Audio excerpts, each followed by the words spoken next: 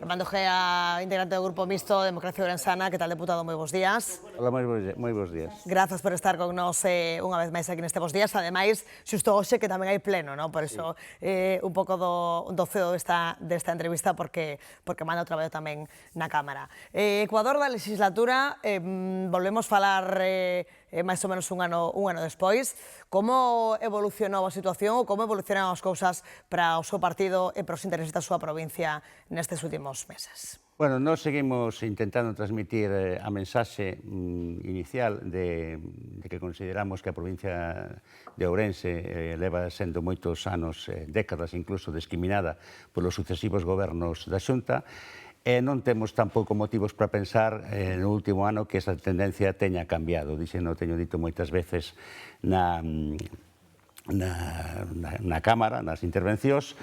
Un dos síntomas é que, despois da tremenda vaga de lumes que sufrimos na provincia de Ourense o pasado verán, despois de que estuvésemos aquí falando de todos estes temas, pois entendemos que a Xunta de Galicia non tomou as suficientes medidas para, por un lado, revertir a situación nefasta que se produxo na provincia tras os incendios e, por outro lado, tampouco entendo que se tomaron as medidas suficientes para previr de xeito eficaz o que podía pasar no próximo brao, que esperemos que non suceda, pero visto, sobre todo en termos de inversión económica, porque eu penso que se esa catástrofe tivera tido lugar noutra provincia, por exemplo, na provincia da Coruña ou na provincia de Pontevedra, os orzamentos do ano 2026 estarían moito máis sesgados a inversións encamiñadas a recuperar e a tratar de neutralizar os efectos nesas provincias. O orzamento previsto para as sucesivas, para diferentes consellerías que se puderon ver afectadas e que precisarían de orzamento para revertir a situación dos incendios, pois non é ni moito menos o axeitado, o que faría falta.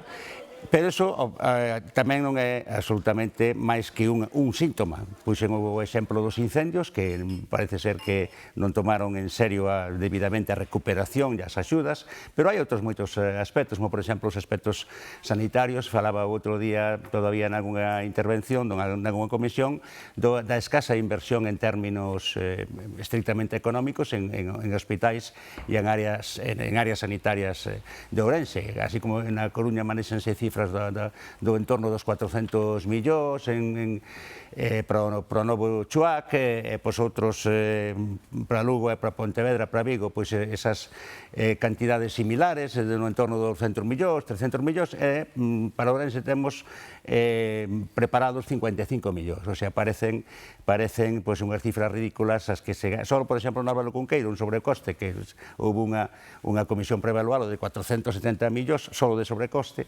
e esas cifras, cando se comparan cas que se destinan a inversións sanitarias, neste caso en Ourense, pois fan que parezcan ridículas, non? Temos moitos máis aspectos nos que seguimos entendendo que hai unha discriminación. Houve nos últimos tempos unha declaración explícita por parte do grupo do Popular, incluídos os diputados da provincia de Ourense, de priorizar as accións no litoral.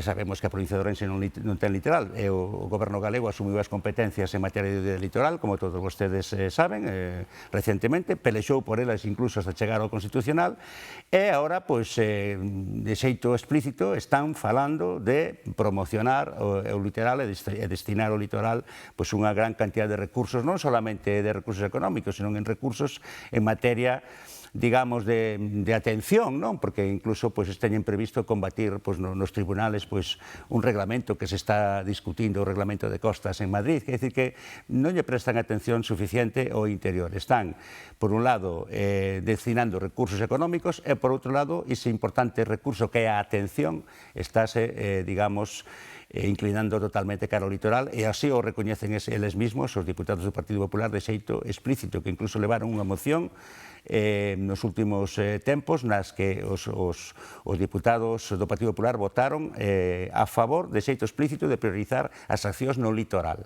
Déxeme ir por partes, señor Ojea, para matizar un pouco. Entendo que vostede tamén está un pouco xa en modo parlamento, non? Para expoñer. Falaba vostede do investimento. Neste debate de política xeral, o propio presidente da Xunta contrarrestáballe este dato dicindo, falando de investimento da provincia de Ourense, tamén investimento per cápita, que en algún caso máis elevado segundo se comparamos con outras accións ou outras provincias. Vostede insiste nesta marxinación da provincia de Ourense. Cales son os ámbitos que máis se preocupan, aparte desa política dos incendios, que é unha cousa moi concreta tamén, cales son as accións ou as prioridades que o seu grupo político considera clave neste momento mediada esta legislatura? Mira, hai unha cuestión que é fundamental e é que é a cuestión, desde o primeiro momento, cando se plantexan os orzamentos, dícese moitas veces que un orzamento é un programa de goberno escrito en números en vez de escrito en letras, non? Cando se lle destina a unha provincia, despois da catástrofe que foron os incendios, por volver a repetir os incendios, porque os incendios non solamente influíron solamente no medio ambiente, houbo pérdidas económicas de empresas, pérdida de vivendas, pérdida de potabilidade da auga, fai pouco en Valdeorras, potabilidade da auga porque as cinzas atacaron as captacións, problemas sanitarios debidos ao fumo das persoas, persoas que tuveron que, digamos, marcharse a vivir a outros sitios porque perderon a súa forma de vida. Bueno, incluso, habría que ter destinado beneficios fiscais a esas empresas. Hubo que ter tiveron que ter tido outra actitud de priorización da provincia de Ourense despois deso. E non a tuveron, como digo, recoñecen explícitamente que priorizan o litoral. A disculpa que poñen sempre o goberno é a da inversión per cápita. Lóxicamente, se unha provincia se despoboa, como se está despoboando por esos motivos, a inversión per cápita, lóxicamente, medra. Porque se hai menos xente, a inversión por persoa, que a inversión per cápita, vai ser maior. Se queda unha sola persoa ao final na provincia de Ourense, a pouco que invirtes poucos centos de euros, esa é a inversión per cápita maior. É un argumento falaz, pero é o único que teñen, porque a verdade é que o único parámetro, a única disculpa, o único argumento que poden poñer sobre a mesa é a inversión per cápita, pero a inversión per cápita, xa digo, se estás promovendo políticas que fomentan a despoboación progresiva, non solamente por parte da Xunta, tamén por parte do Estado, porque, por exemplo, por parte do Estado, aquí vamos a dar un pouco leña a todos tamén, non? Pois, por poñer un exemplo, a pérdida de frecuencias na estación de Agudiña, que fixo que moitas persoas que viven nesas zonas teñan tido tamén que marcharse ou buscar traballo en outro sitio porque perderon, ao mellor, a maneira que tiñan de desplazarse ou de coordinar a súa vida, ou incluso, ao mellor, persoas que tiñan que coller esas frecuencias de tren para ir a tratamentos terapéuticos a Ourense ou mesmo a Santiago, tuveron que, ao mellor, tomar outra maneira, ir vivir a outro sitio onde puderan seguir eses tratamentos, etc. Quer dicir que houve moitas, sigue habendo moitas razóns polas cuales a población da provincia de Ourense está menguando.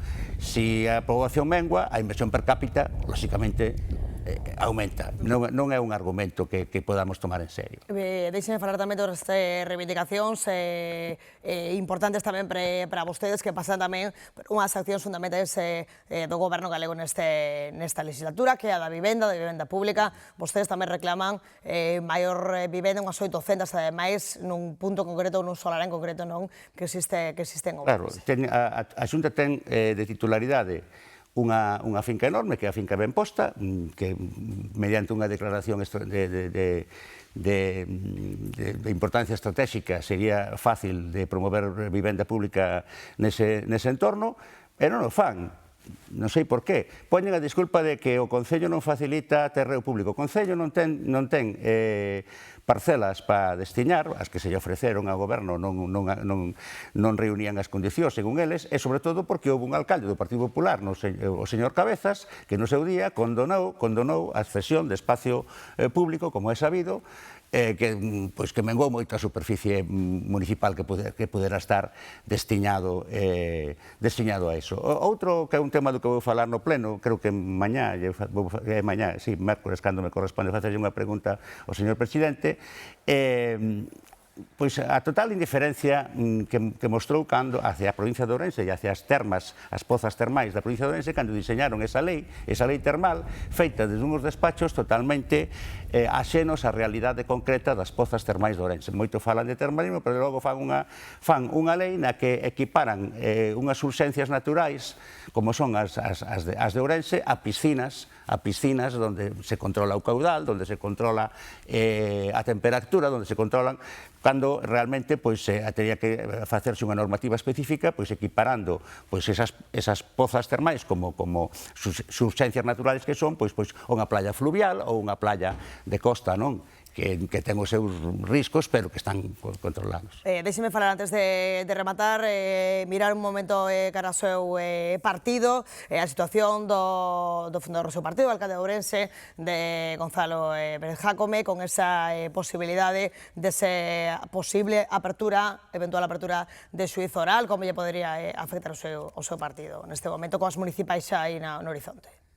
Vamos a ver, os xueces fan o seu traballo, a xusticia fai o seu traballo, se hai un xuicio, pois esclareceránse as responsabilidades, nós creemos firmemente na separación de poderes, da que falou aquel filósofo francés tan coñecido, cousa que, por certo, non percibo moitas veces no resto dos partidos, tanto no PP como no Partido Socialista como no Bloque, a veces percibo que se pasan a separación de poderes e a presunción de inocencia por as arcas caudinas, pero nós somos moi respetuosos con eso. De todo xeito, si que era a miña impresión persoal, que algo coñezo da situación persoal do alcalde e da súa maneira de traballar, eu particularmente penso que, como pasou outras veces, todo eso acabarase en auga, todos os ríos de tinta acabarán sendo ríos de augas de borrallas. Bueno, pois hai que dar esa apreciación, que te bloquear aquí, ademais ten que marchar ao pleno deputado. Armando Gea, grazas por estar con nosotros. Moitas grazas por a invitación.